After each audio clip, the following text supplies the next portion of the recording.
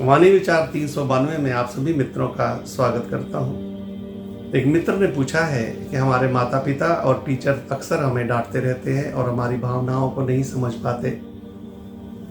हम अपनी बात उन तक कैसे पहुँचाएं? मुझे एक घटना याद आती है कि एक परिवार था जो हरिद्वार में रहा करता था। जाता रोज पार करके गंगा को और वहाँ से कुछ तरबूज लाता, यहाँ आके बेचता। बेटा था, थोड़ा ज़्यादा पड़ गया तो उसको लगने लगा ये पिताजी का क्या बेकार का काम करते हैं, मैं तो बड़ा आदमी बनूंगा और बहुत बड़ा काम करूंगा। बदकिस्मती से एक दिन पिताजी को हार्ट अटैक हुआ और वो चल बसे। माता ने कहा कि बेटा ये काम कर ले, लेकिन बेटे ने कहा कि नहीं, मैं तो बड़ा आदमी बनूंगा, मैं तो ये काम नहीं करूंगा तरबूज बेचने का। और धीरे धीरे सारे पैसे घर में जो थे वो खत्म हो गए।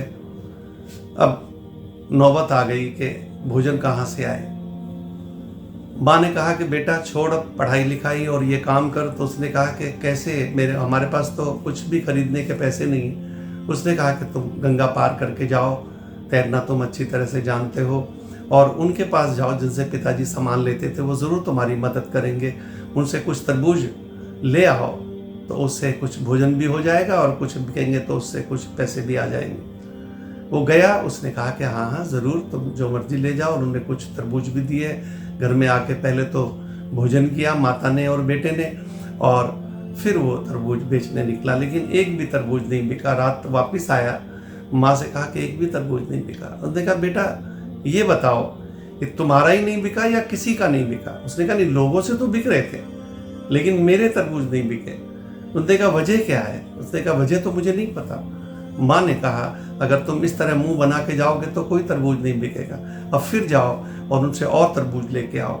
वो लेके आया, सुबह सुबह उठा 6 बजे और सीधा गया गंगा पे, अपनी रेडी धोई और उसके ऊपर तरबूज लगाए, और फिर वो माँ से आशीर्वाद लिया और फिर गया और कहा कि गंगा के नहाने से अगर पाप दूर हो जाते हैं तो ये तो गंगा के पानी से सिंचे हुए तरबूज हैं, इसको खाकर सीधा हम स्वर्ग में जा सकते हैं। ऐसा उसने जोर जोर से आवाज़ लगानी शुरू की और उसके सारे तरबूज बिक गए। अभी दूसरे तरबूज वाले उठे भी नहीं थे, इसके सारे तरबूज बिक गए। आया, माँ से आशीर्वाद लिया। और इस तरह अगर हमारे पॉजिटिव विचार हों, हम पॉजिटिव हो जाएं, तो हमारे सारे काम खुद ब खुद हो जाते हैं। और माता पिता भी सुनते हैं, टीचर्स भी सुनते हैं। और तुम ही अगर भावनाओं को नहीं समझ पाते तो फिर कोई नहीं सुनता है।